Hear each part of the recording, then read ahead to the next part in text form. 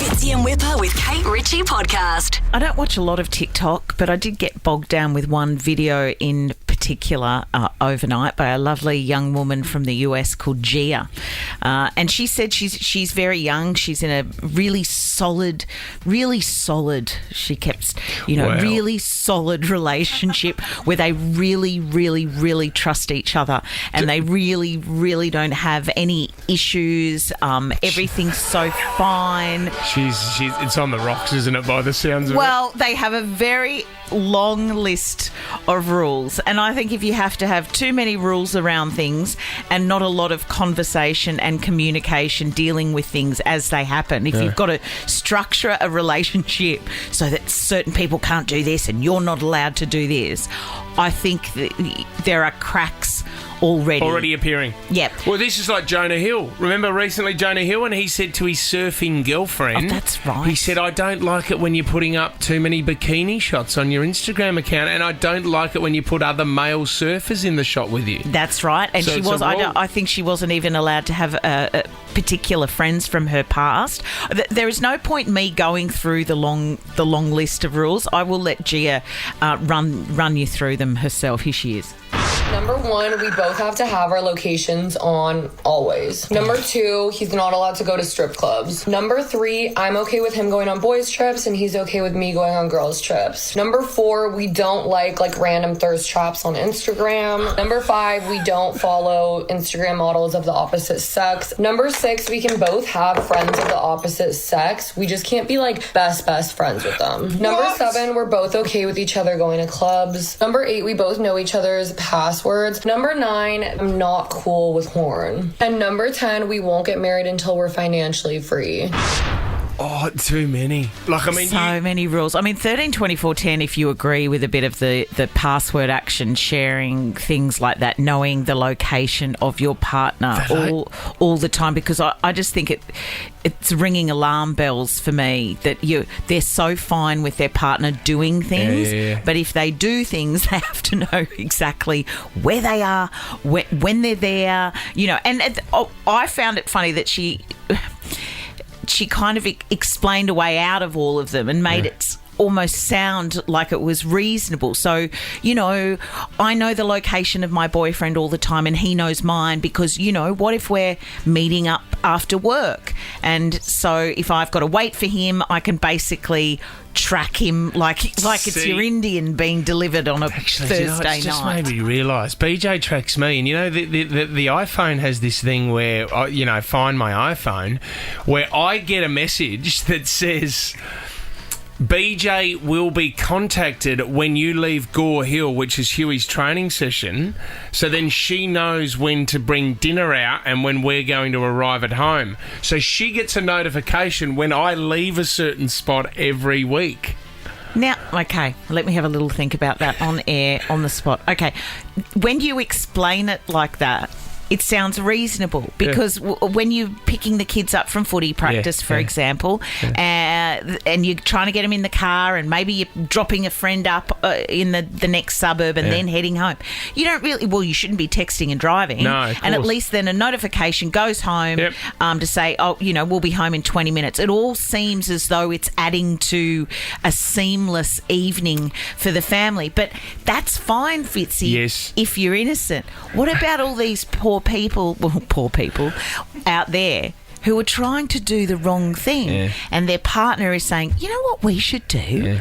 BJ, who's married to Fitzy, they've just got this thing where it notifies me every time you leave somewhere. Yeah, I get a notification. How do you get out of that if you don't want to be tracked without sounding as though you are doing the wrong thing? Maybe you just don't want to feel as though you've got somebody looking over your shoulder all the time. It doesn't mean you're having an affair. You can get a notification if your partner goes within 200 metres of an ex's house.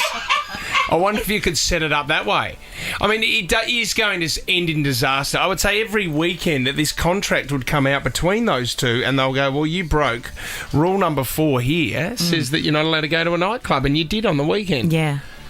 Jessica and Tamar, we're talking about weird relationship rules. You got one, Jess?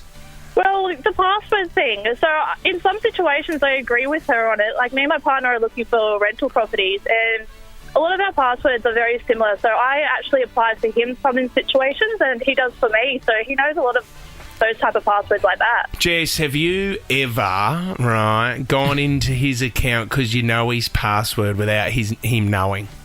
Nah, never do that. Come word, on, Gerald. come on, No, Jess. seriously, like the only thing I've done is gone onto the emails to confirm and verify his details for houses. Yeah, Okay, right. what if you saw the email address of someone like Hot Jenny at Hotmail? I follow Hot Jenny at Hotmail. .au. Would you click on that email?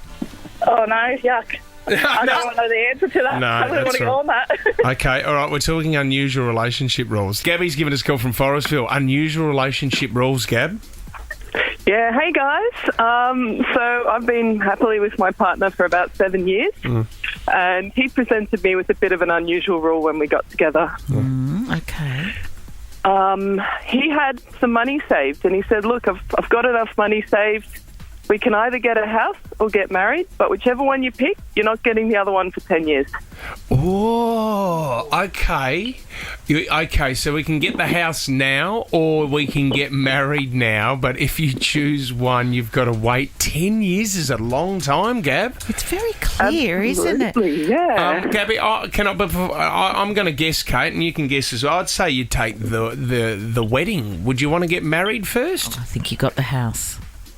I'm currently standing in my beautiful backyard. So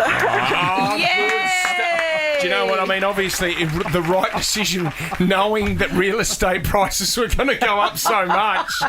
You've done well, Gab. And then, so has the wedding happened?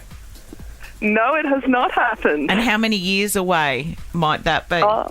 That's a good point. I mean, I guess it was like it's off the table for at least 10 years. I guess, in about 3 years, do we have the chat? See, that's a good rule, though. I don't Look, mind that. weddings can be a very, very big waste of money. Yeah, it is.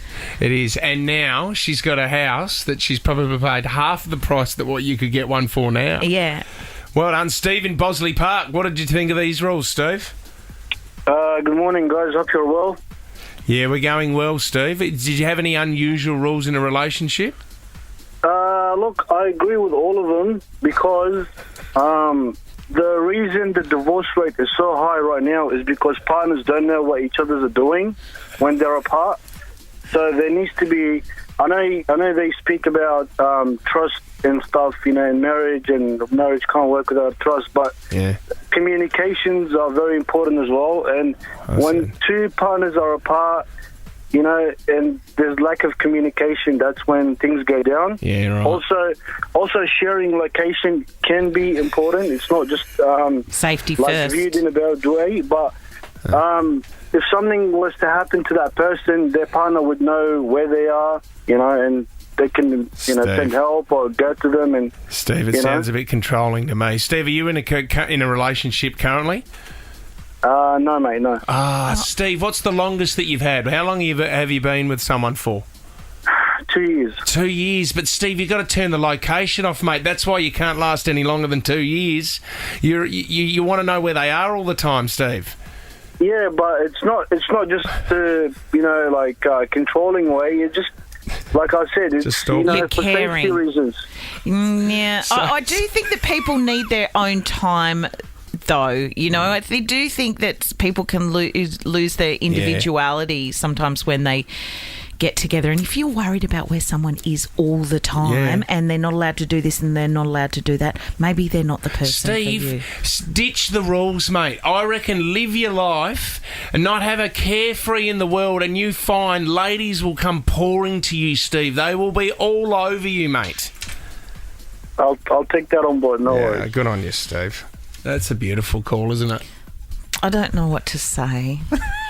I really don't. I don't know. I don't know what to say. I do. Well, look, Steve. When Steve finds someone, he wants to hold on to them forever by tracking them wherever they go. Whether they like it or not. Fitzy and Whipper with Kate Ritchie is a Nova podcast. For more great comedy shows like this, head to novapodcast.com.au.